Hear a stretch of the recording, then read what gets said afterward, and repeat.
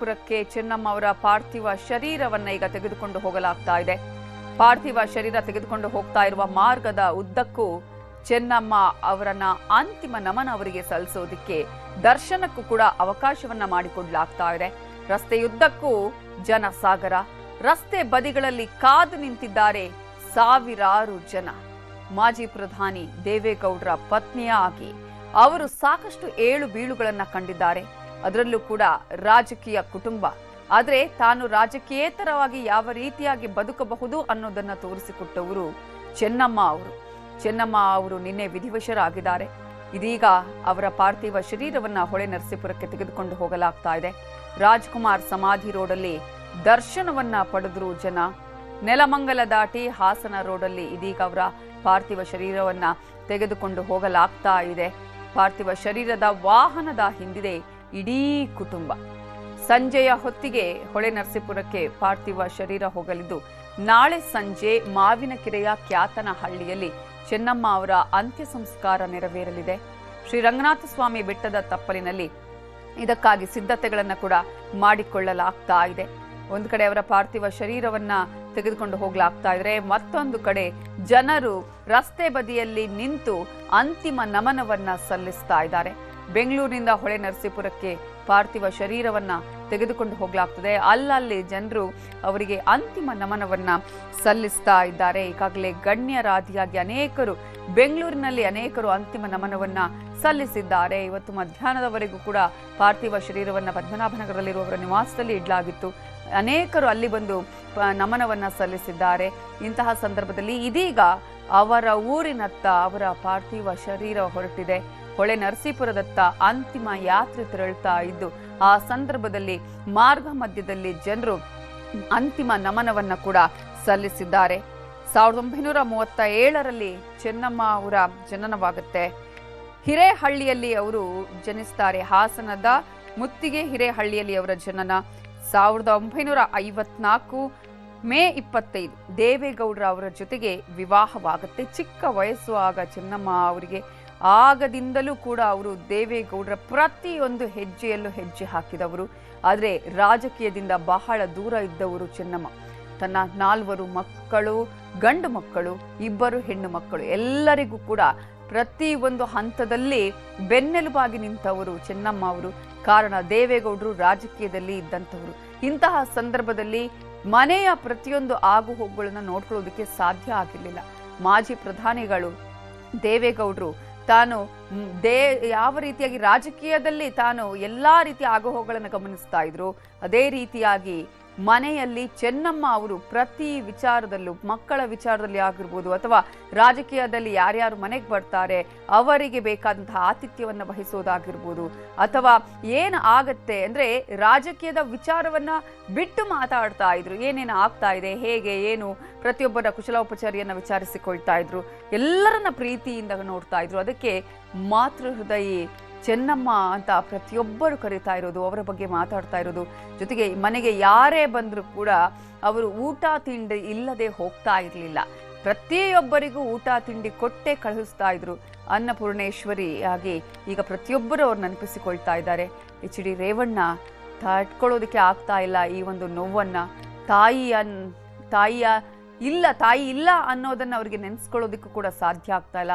ಯಾವಾಗ ವಿಚಾರ ನಿನ್ನೆ ಗೊತ್ತಾಯ್ತು ಆ ಕ್ಷಣದಿಂದಲೂ ಕೂಡ ಕಣ್ಣೀರು ಹಾಕ್ತಾ ಇದ್ದಾರೆ, ಅಳ್ತಾ ಇದ್ದಾರೆ. ಎಚ್ ಡಿ ರೇವಣ್ಣ ಅವರು ಅಮ್ಮನ ಮೇಲೆ ಅಷ್ಟೊಂದು ಪ್ರೀತಿ. ಕಾರಣ ಪ್ರತಿಯೊಬ್ಬ ಮಕ್ಕಳಿಗೂ ಕೂಡ ಪ್ರೀತಿ ಇರುತ್ತೆ. ಅದರಲ್ಲೂ ಕೂಡ ಹೇಳ್ತಾರಲ್ಲ, ಗಂಡು ಮಕ್ಕಳಿಗೆ ಹೆಚ್ಚಿನ ಪ್ರೀತಿ ತಾಯಿಯ ಮೇಲೆ ಅಂತ ಹೇಳಿ. ಏನೇ ಆದ್ರೂ ಕೂಡ ಹೆಚ್ಚಿನ ಆಗುಹೋಗುಗಳನ್ನು ಕೂಡ ಹೇಗೆ ಕುಮಾರಸ್ವಾಮಿ ಅವರು ರಾಜಕೀಯ ವಿಚಾರದಲ್ಲಿ ಗಮನಿಸ್ತಾ ಇದ್ರು, ಅದೇ ರೀತಿಯಾಗಿ ಎಚ್ ಡಿ ರೇವಣ್ಣ ಅವರಿಗೂ ಕೂಡ ಹೇಳ್ತಾ ಇದ್ರು. ಮತ್ತೊಂದು ಕಡೆ ದೇವೇಗೌಡರು ಕಣ್ಣೀರು ಹಾಕಿರುವಂಥದ್ದು. ದೇವೇಗೌಡರು ತನ್ನ ಪತ್ನಿಯನ್ನ ನೆನೆದು ಕಣ್ಣೀರು ಹಾಕಿದ್ದಾರೆ. ಅವರು ಪೂಜೆ ಆದ ಬಳಿಕ, ಅಂದ್ರೆ ಅವರ ಪದ್ಮನಾಭನಗರದ ಮನೆಯಲ್ಲಿ ಪೂಜೆಯನ್ನ ನೆರವೇರಿಸಿದ ಬಳಿಕ ಅಲ್ಲಿ ಕಣ್ಣೀರು ಹಾಕಿದ್ರು, ಅತ್ರು. ಅವರ ಮಕ್ಕಳು ಅವರನ್ನು ಸಮಾಧಾನ ಮಾಡುವಂತಹ ಕೆಲಸ ಮಾಡಿದ್ರು. ಅದೇ ರೀತಿಯಾಗಿ ಎಚ್ ಡಿ ಕುಮಾರಸ್ವಾಮಿಯವರು ತಮ್ಮ ತಾಯಿಯನ್ನ ನೆನೆದು ಅಲ್ಲಿ ಕಣ್ಣೀರು ಹಾಕಿದ್ರು.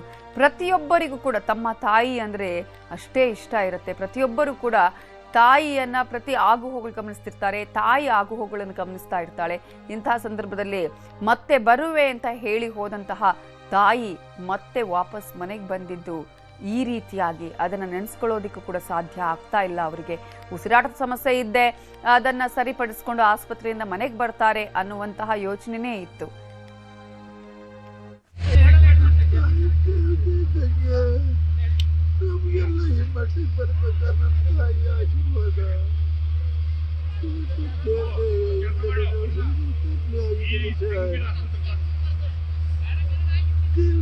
ಕಾಪಾಡಬೇಕು.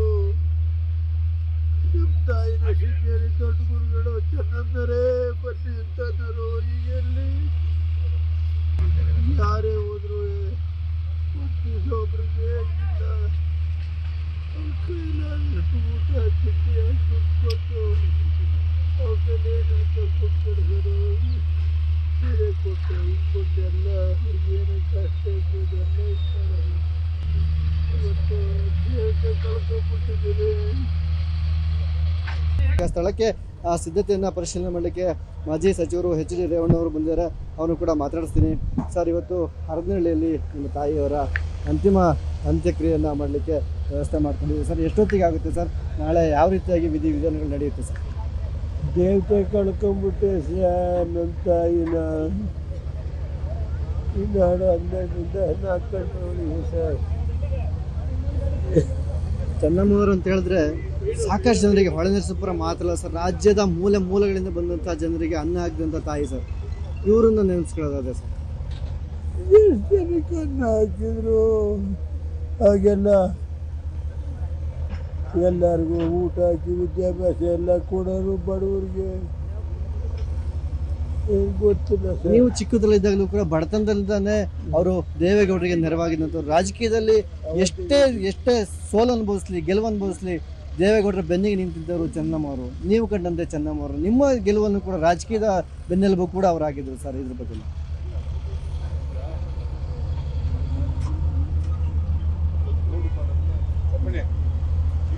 ದೇವೇಗೌಡರ ರಾಜಕೀಯ ಜೀವನದಲ್ಲಿ ಚೆನ್ನಮ್ಮನವರು ದೊಡ್ಡ ಪಾತ್ರ ಇದೆ ಸರ್. ಅವರ ಬೆನ್ನೆಲುಬಾಗಿ ಚೆನ್ನಮ್ಮನವರು ನಿಂತಿದ್ದಾರೆ ಸರ್. ಅದ್ರ ನನಗೆ ನಮ್ಮ ಕುಟುಂಬಕ್ಕೆ ಎಲ್ಲರಿಗೂ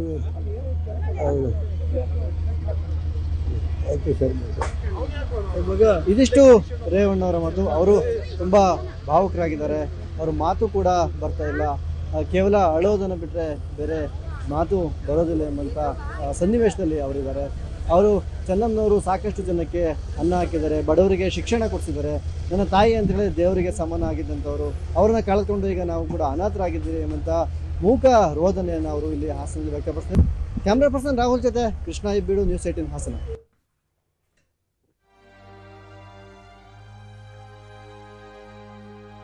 HDD ಮತ್ತು ಚೆನ್ನಮ್ಮ ಅವರು ಒಟ್ಟಿಗೆ ಇದ್ದಂತಹ ಭಾವನಾತ್ಮಕ ಕ್ಷಣ. ಆಸ್ಪತ್ರೆಗೆ ಮೊನ್ನೆ ದಾಖಲಾಗುವ ಮೊದಲು ಹಾಸ್ಪಿಟಲ್ಗೆ ಹೋಗೋ ಮುಂಚೆ ಸ್ವಲ್ಪ ಮಾತಾಡ್ತಾರೆ ಮನೆಯಲ್ಲೇ ಇದ್ದು. ಆಗ ಪತಿಯ ಆಶೀರ್ವಾದವನ್ನು ಕೂಡ ಚೆನ್ನಮ್ಮ ಅವರು ಪಡೆದುಕೊಳ್ತಾರೆ. ಧೈರ್ಯವನ್ನ ತುಂಬುತ್ತಾರೆ ದೇವೇಗೌಡರು. ಧೈರ್ಯ ತುಂಬಿ ಆಸ್ಪತ್ರೆಗೆ ಕಳುಹಿಸ್ತಾರೆ. ಏನೂ ಆಗಲ್ಲ ನಿನಗೆ, ಹುಷಾರಾಗಿ ಬಾ ಅಂತ ಹೇಳ್ತಾರೆ. ಹೋಗಿ ಬರ್ತೀನಿ ಅಂತ ಹೇಳಿ ಚೆನ್ನಮ್ಮ ಅವರು ಆಸ್ಪತ್ರೆಗೆ ಹೋಗ್ತಾರೆ. ಇದು 3 ದಿನಗಳ ಹಿಂದಿನ ವಿಡಿಯೋ ಕಣ್ಣೀರು ತರಿಸುತ್ತೆ. ಅವರು ಆಸ್ಪತ್ರೆಗೆ ಅಡ್ಮಿಟ್ ಆಗೋದಕ್ಕಿಂತ ಮುಂಚಿನ ವಿಡಿಯೋ. ಅವರು ಬಾಳೆಹಣ್ಣನ್ನು ತಿನ್ನಿಸುವಂಥದ್ದು, ಮಾತಾಡುವಂಥದ್ದು, ಈ ಕಡೆ ಅವರನ್ನು ಸಮಾಧಾನ ಪಡಿಸುವಂಥದ್ದು, ಆಕೆಯ ಕೈ ಹಿಡಿದು ಅವರು ಬಾಳೆಹಣ್ಣನ್ನು ತಿನ್ನಿಸಿ ಆ ನಂತರ ಆಕೆಯ ಕೈಯನ್ನು ಒರೆಸುವಂಥದ್ದು. ಅವರಿಬ್ಬರ ದಾಂಪತ್ಯ 71-72 ವರ್ಷಗಳ ಒಟ್ಟಿಗಿನ ಸಹಜೀವನ. ಈ ಸಹಜೀವನದಲ್ಲಿ ಪ್ರತಿಯೊಂದು ತಿಳಿದಿದೆ. ಪ್ರತಿಯೊಂದು ಕ್ಷಣವನ್ನ ಕೂಡ ಕಷ್ಟ, ಸುಖ, ದುಃಖ, ನೋವು, ಖುಷಿ ಎಲ್ಲವನ್ನ ಕೂಡ ಸಮನಾಗಿ ಹಂಚಿಕೊಂಡಿದ್ದಾರೆ. ಇಷ್ಟು ವರ್ಷದ ದಾಂಪತ್ಯದಲ್ಲಿ ಎಲ್ಲವೂ ಕೂಡ ತಿಳಿದಿದೆ. ಏನಾಗತ್ತೆ ಅನ್ನೋದು ಒಬ್ಬರ ಮನಸ್ಸಿಗೆ ಅರ್ಥ ಆಗತ್ತೆ. ಅಂತಹ ಸಂದರ್ಭ ದೇವೇಗೌಡರು ತನ್ನ ಹೆಂಡತಿಗೆ ಆಸ್ಪತ್ರೆಗೆ ಹೋಗೋ ಮುಂಚೆ ಅಲ್ಲಿ ಆಕೆಗೆ ಬಾಳೆಹಣ್ಣನ್ನು ತಿನ್ನಿಸ್ತಾರೆ.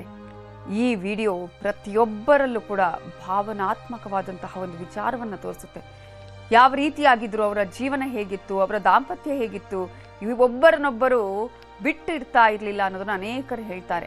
ನೋಡಿ, ಆ ಸಂದರ್ಭದಲ್ಲಿ ಆಸ್ಪತ್ರೆಗೆ ಹೊರಟು ನಿಂತಾಗ್ಲೂ ಕೂಡ ಅವರ ಕಾಲುಗಳನ್ನು ಮುಟ್ಟಿ ನಮಸ್ಕರಿಸಿ ಅವರ ಆಶೀರ್ವಾದವನ್ನು ಪಡೆದು ಹೋಗ್ತಾರೆ ಚೆನ್ನಮ್ಮ ಅವರು.